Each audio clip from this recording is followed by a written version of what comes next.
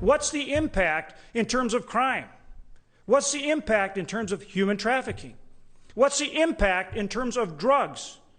As Senator Ernst said, it is a challenge for, these drugs are a challenge for every state. All right, now that was Senator John Hoeven of the beautiful state of North Dakota, and you're probably thinking to yourself, well, he comes from a state that's nowhere near the border, so why would he be talking and worrying about the border? Well, like many other governors and senators, representatives from states that are far from Texas, it's the same issue. It's the safety issue. It's the drug issue. It's the out-of-control potential crime issue. Senator Hoeven, nice enough to join us today. Senator, very good to see you. People probably ask you that all the time. All right, you're from North Dakota, love the state, but it's nowhere near Texas. So what are you doing here, and what do you say?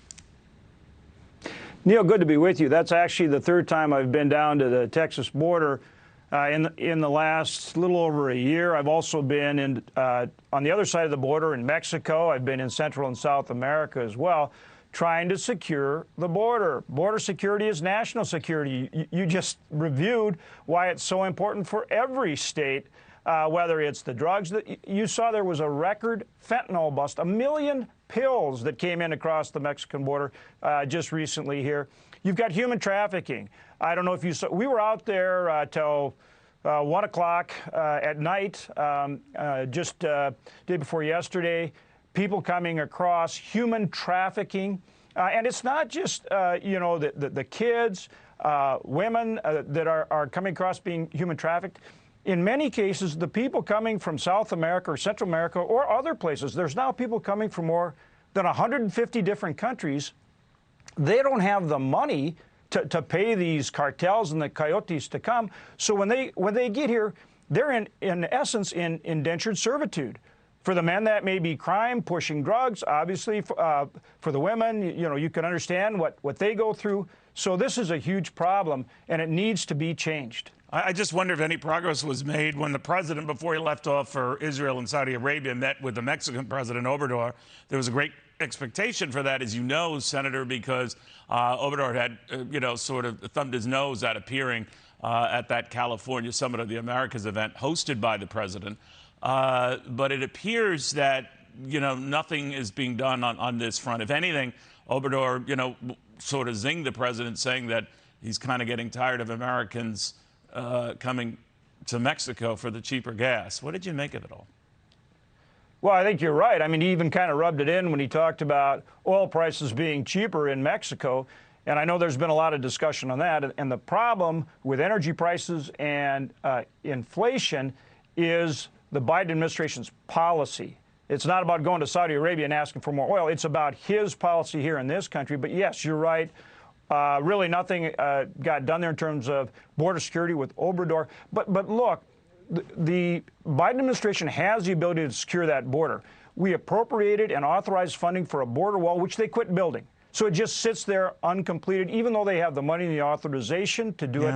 And then they won't implement the policies they have to close the border as well. And it's creating this problem. As you're speaking, you know, Senator, and guys, if we can go full on what we're seeing happening in Eagle Pass right now, this is the latest batch of migrants who've been apprehended at the border. Some just surrendered themselves.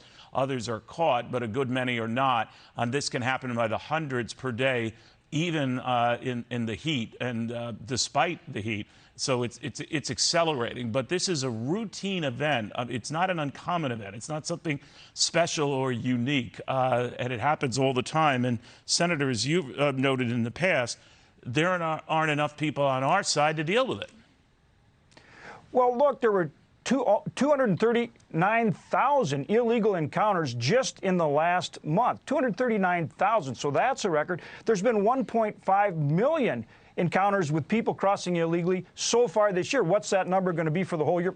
Probably more than 2 million. So it's a problem that's getting worse because the Biden administration is not enforcing the policies that will stop it. So our Customs and Border Protection people, our Border Patrol people, Texas law enforcement, National Guard, everybody's down there, but they can't, you know, they can't get the job done because they're not allowed to do their job. And that's why we were down there, 7 senators, calling attention to the policies that are causing the problem. Yeah, and then now the fact that we have to, deal with them and go ahead and adjudicate this on our side of the border rather than the Mexican side of the border, bigger crowds, more migrants, more problems, right?